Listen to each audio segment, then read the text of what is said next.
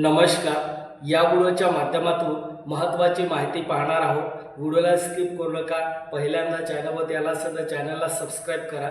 तुम्हाला काही कोणत्याही क्षेत्राचं तुम्हाला क्वेश्चन विचारायचं असेल तर तुम्ही कमेंट करून विचारू शकता आणि त्या कमेंटच्या माध्यमातून मी तुम्हाला रिप्लाय देण्याचा प्रयत्न करेल किंवा मुद्दा जर सविस्तर तुम्हाला तुमच्यापर्यंत माहिती तुम्हाला जर माहिती करून घ्यायचं असेल त्या प्रश्नाचं तर मी व्हिडिओच्या माध्यमातून सोल्युशन देत असतो.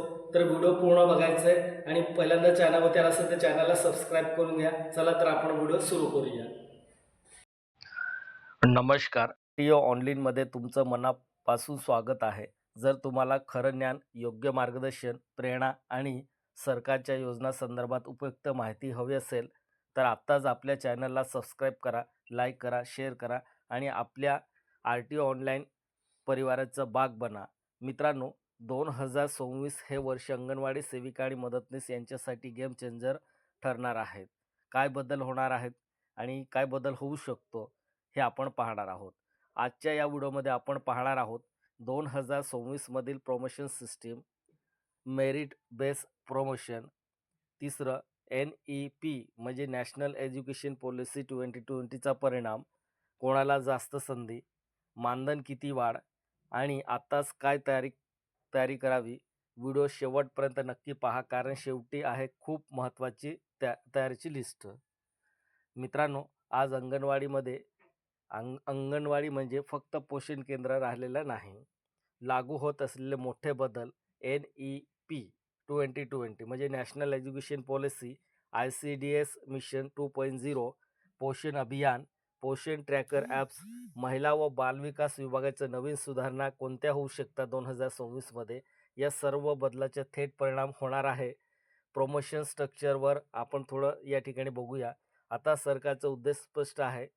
फक्त ज्येष्ठतेवर प्रमोशन नाही, काम प्लस कौशल्य प्लस डिजिटल परफॉर्मन्स यावर प्रमोशन होऊ शकते 2026मध्ये. सर्वात मोठा बदल म्हणजे मेरिट बेस प्रमोशन. 2026 पासून पारंपरिक सिनियर बेस प्रमोशन हळूहळू बंद होऊ शकते. मेरिट्स प्लस सिन्सिरिटी मॉडेल लागू होऊ शकते. प्रमोशन स्कोर कसा ठरेल? पहिला आहे वरिष्ठता 40%, सेवेत घालवले वर्ष. दुसरं कोणतीही मोठी चौकशी नाही. तिसरं नियमित उपस्थिती. दुसरा पॉईंट आहे प्रशिक्षण म्हणजे 20%. पोषण tracker training, NEP base IECCE training म्हणजे नॅशनल एज्युकेशन पॉलिसीचं ट्रेनिंग आणि स्किल इन्हान्स कोर्स म्हणजे ट्रेनिंग नसेल तर प्रमोशन नाही. तिसरा पॉईंट आहे डिजिटल कार्यक्षमता म्हणजे 15%. पोषण ट्रॅकर रोज अपडेट. दुसरं उंची, वजन, उपस्थिती, THR वितरण नोंद. चौथा पॉईंट आहे केंद्राचा परफॉर्मन्स म्हणजे 15%. कुपोषण कमी करण्याचं काम, बालक प्रगती अहवाल, पालक बैठक, समुदाय सहभाग. पाचवं परीक्षा मुलाखत 10%. काही राज्यात छोटी लेखी परीक्षा घेऊ शकतात, त्या ठिकाणी लेखी परीक्षासुद्धा घेऊ शकतात आणि इंटरव्ह्यूसुद्धा घेऊ शकतात. म्हणजेच काम करण्यासाठी 2026 कठीण आहे आणि काम न करण्यासाठी 2026 कठीण आहे आणि काम करण्यासाठी सुवर्ण संधी आहे. मदतीस आणि सेविका किमान 10वी पास उत्तीर्ण असणे गरजेचं आहे. 5 ते 7 वर्षाची सेवा असणे गरजेचं आहे. सर्व प्रशिक्षण पूर्ण करणे गरजेचं आहे. केंद्र कार्यप्रदर्शन चांगले असले तर त्यात 100% त्या ठिकाणी प्रमोशन होऊ शकतो. म्हणजे सेविका वरून डायरेक्ट परिवीक्षकसुद्धा त्यांना प्रमोशन मिळू शकते.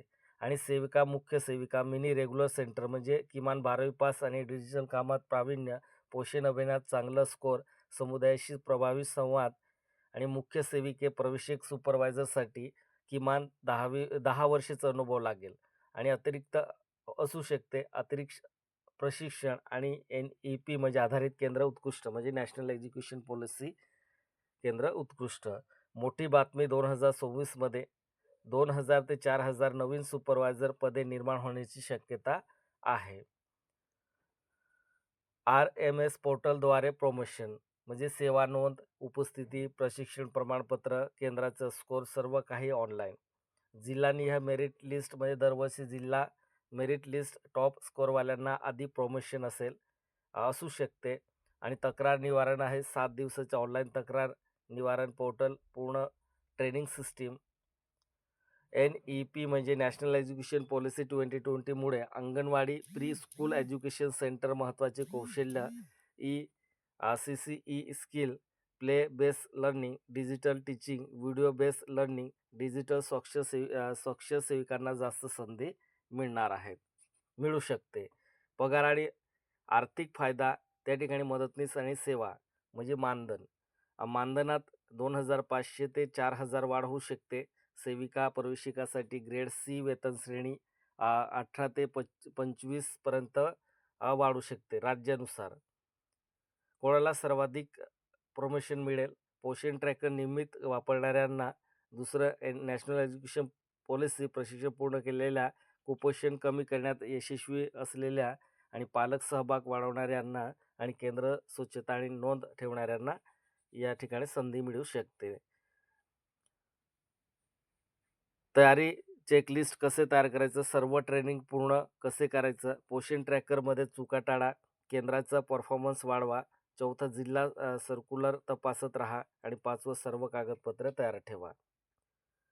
प्रमोशन वेगवान होणार, पारदर्शक होणार, कौशल्य आधारित होणार. आज मेहनत करणाऱ्या उद्या निश्चित प्रमोशन मिळू शकते.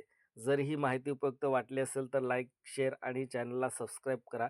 पुन्हा भेटूया अर्थात महत्त्वाच्या अपडेट्ससह. नमस्कार.